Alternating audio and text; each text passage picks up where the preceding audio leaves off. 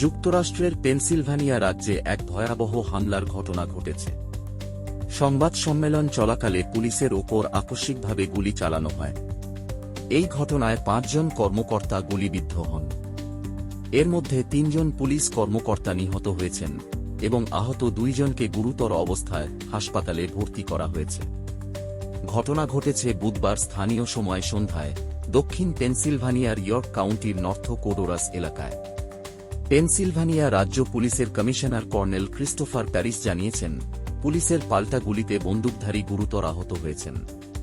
তবে এখনও হামলাকারীর পরিচয় প্রকাশ করা হয়নি। তদন্ত চলছে।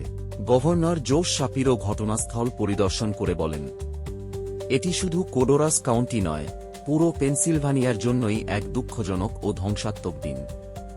এদিকে অ্যাটর্নি জেনারেল পামেলা বন্ডি পুলিশের বিরুদ্ধে সহিংসতাকে সমাজের জন্য একটি অভিশাপ হিসেবে আখ্যায়িত করেছেন।